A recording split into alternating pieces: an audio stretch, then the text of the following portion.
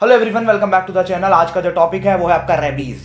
Rabies जो कि एक वायरल बीमारी है एंड जो कि डॉग, कैट या फिर एक बैट या फिर आजकल मंकी के काटने से भी फैल जाती है। ये बीमारी इतनी खतरनाक कैसे है, इसका इनिशियली क्या मिथ था इस बीमारी को लेकर पूरे वर्ल्ड वाइड में, इसका फाइनली क्या ट्रीटमेंट निकल कर आया है, आज हम इस सब के बारे में डिस्कस करेंगे।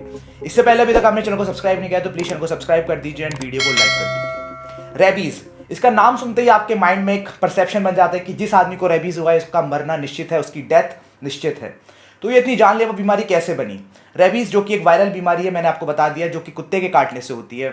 ये पाई जाती है आपके डॉग्स के सलाइवा के अंदर, मंकीज के सलाइवा के अंदर एंड कुछ रैट होते हैं उनके सलाइवा के अंदर पाई जाती है। एंड आजकल ये बीमारी जो है, आजकल ये जो वायरस है वो आपका कैट के अंदर भी देखने के लिए मिल रहा है।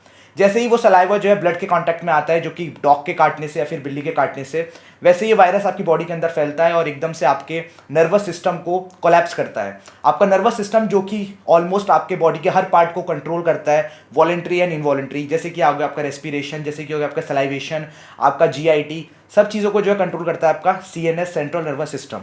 जैसे ही वहाँ पर प्रॉब्लम होना शुरू हो जाती है, वैसे ही आपको जो है एक्सेसिव सलाइवेशन होने लगती है।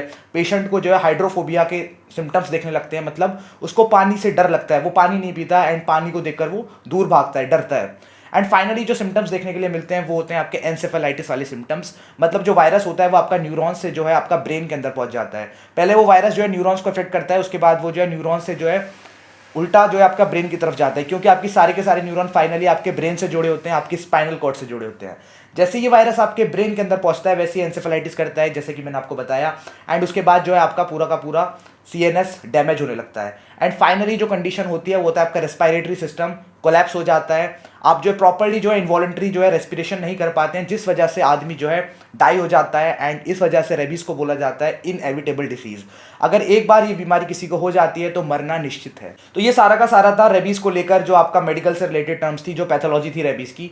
अब मैं आपको बताता हूं कि रेबीज को लेकर जो इनिशियली मिथ थे कि रेबीज क्या है एंड लोगों की डेथ कैसे हो रही है, इसके पीछे बड़ी इंटरेस्टिंग कहानियां हैं जो आपको सुननी चाहिए।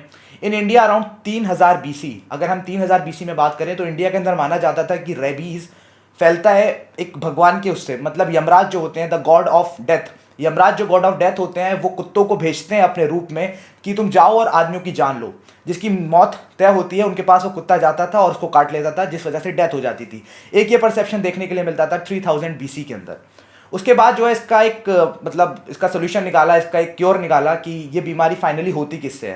तो एक साइंटिस्ट थे सेल्सस नाम के, जिन्होंने बताया कि ये बीमारी कुत्ते के काटने से होती है, क्योंकि उसके सलाइवा के अंदर कुछ पार्टिकल्स हैं, कुछ माइक्रो ऑर्गेनिज्म है जो आपकी बॉडी के अंदर जाते हैं। तो सेल्सस ने इसका आपको बता तो दिया था कि ये क्यों होता है, लेकिन इसका जो ट्रीटमेंट था वो बड़ा ही बेवकूफ़ी वाला ट्रीटमेंट था। इस ट्रीटमेंट के अंदर ये बताया जाता था कि आपको जो इस पेशेंट को पानी के अंदर डुबो के रखना है, मतलब you have to hold that person in the water. अगर वो आदमी वैसे बचता था तो वो रेबीज से मर जाता था। तो बेसिकली उस टाइम पे इसका कोई ट्रीटमेंट नहीं था। इसका एक ट्रीटमेंट और देखा जाता है, अगर आप रिकॉर्ड्स उठाते हैं, आर्काइव्स उठाते हैं, उसके अंदर एक यूज़ की जाती थी टेक्निक, जिसके अंदर आपका हेयर, जो डॉग होता था उसके हेयर्स को जो है उन वुंड्स के ऊपर लगाया जाता था, उन घाव के ऊपर लगाया जाता था जहाँ पर वो कुत्ता काट लेता था। कई बार उन बालों को रोल करके उनको खिलाया भी जाता था पेशेंट को, जो कि काफ़ी बेवकूफ़ी वाला काम है अगर सोचा जाए आज की तारीख में। तो उस टाइम पे ये मिथ था कि अगर आप कुत्ते के बाल इसको खुलाएंगे तो पेशेंट ठीक हो जाएगा। तो बेसिकली जो सिम्टम्स होते थे वो थोड़े कम हो जाते थे उस टाइम के लिए, लेकिन फाइनली इसकी डेथ हो जाती थी।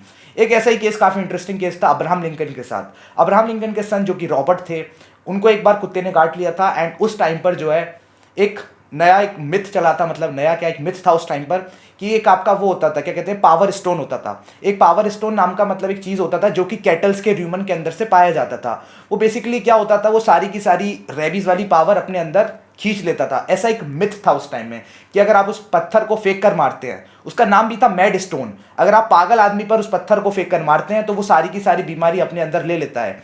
तो बेसिकली मैड स्टोन एक कैल्सीफाइड मास होता था जो कि हेयर का होता था, मतलब बाल इकट्ठे हो जाते थे कैटल्स के र्यूमन में, उसको बोला जाता था मैड स्टोन। तो उसको जो है लोग संभाल कर रखते थे। एंड एक टाइम पे ये भी बोला जाता था कि उसकी कीमत किसी रूबी या फिर किसी जेम, जो कि बड़े कीमती पत्थर होते हैं, उनसे ज़्यादा होती थी। एंड अगर किसी के पास ये होता था तो उसको जनरेशन तक पास कर दिया जाता था कि अगर किसी को आगे फैमिली में कोई बीमारी होती है तो उसका क्योर आपके पास ऑलरेडी है। तो ऐसा ही देखा गया था अब्राहम लिंकन के बेटे के साथ। उनके पास ये मेडस्टोन नाम की चीज़ नहीं थी उस टाइम पर, तो उन्होंने जो अपने बेटे को बड़ी दूर भेजा था, ट्रांसपोर्ट कराया था अलग अलग जगह कि उसको ये पत्थर मिले एंड उसका क्योर हो जाए। बट ताज्जुब की बात है कि उनके बेटे का क्योर हो गया था उस मेडस्टोन से। तो हम बोल नहीं सकते कि उसका क्या लिंक था, वो क्यों ठीक हो गया, बट मैड स्टोन को लेकर ऐसा कोई साइंटिफिक प्रूफ नहीं है कि मैड स्टोन चीज़ों को ठीक करता है, ठीक है। लुईस पास्चर नाम के एक साइंटिस्ट जिनका काफ़ी बड़ा योगदान है आपका केमिस्ट्री के अंदर, वो इस चीज़ पर ऊपर काम कर रहे थे कि अगर मैं वैक्सीन बना लेता हूँ, उन्होंने ऑलरेडी वैक्सीन बना ली थी आपका स्मॉल पॉक्स के ऊपर, तो उनका ये मानना था कि अगर वो रेबीज़ की भी वैक्सीन बना लेते हैं, इस वायरस को अगर बॉडी के अंदर डाल देते हैं किल कर कर या फिर इसको अटेन्यूएट कर कर, तो चांसेस हैं कि उसके अंदर इम्यूनिटी डेवलप हो जाएगी। लेकिन वो इसको अपने ऊपर ट्राई करने से पहले वो सोच रहे थे कि इसको थोड़ा और स्टेरलाइज कर लेता हूँ, इसका थोड़ा और इफेक्ट मैं कम कर देता हूँ वायरस का। बट उसी टाइम जो है 1885 के अंदर 6 जुलाई 1885 जो कि रिकॉर्ड्स के अंदर आपकी फिक्स डेट दी गई है, उसके अंदर केस आता है जिसके अंदर एक 9 साल का बच्चा जिसका नाम था जोसेफ मीस्टर, जिसको पागल कुत्ते ने काट लिया था। तो एक फिजिशियन ने, एक लोकल फिजिशियन ने उसका वुंड, जो उसका घाव था, उसको ठीक कर दिया था एंड उसको भेजा गया था लुईस पास्चर के पास। उनके पेरेंट्स को बोला गया था कि इस दुनिया के अंदर एक ही आदमी इसको बचा सकता है, वो है लुईस पास्चर। तो लुईस पास्चर उस टाइम पे बहुत ज़्यादा अपना रोल प्ले करते हैं कि उनके पास ऑलरेडी वो वैक्सीन थी, उन्होंने उसको डिज़ाइन कर के रखा था। बट लुईस पास्चर काफ़ी समझदार थे, उन्होंने सोचा कि अगर मैं इसको डायरेक्टली इस बच्चे पे यूज़ करता हूँ तो ये बच्चा शायद मर भी सकता है। तो उन्होंने सोचा कि और मैं फिजिशियन से इसको कंसल्ट करता हूँ। तो और फिजिशियंस एंड डॉक्टर से कंसल्ट करने के बाद उन लोगों ने ये बोला कि अगर बच्चे को ठीक नहीं भी करते हो तो बच्चा वैसे ही मर जाएगा, he is a walking dead.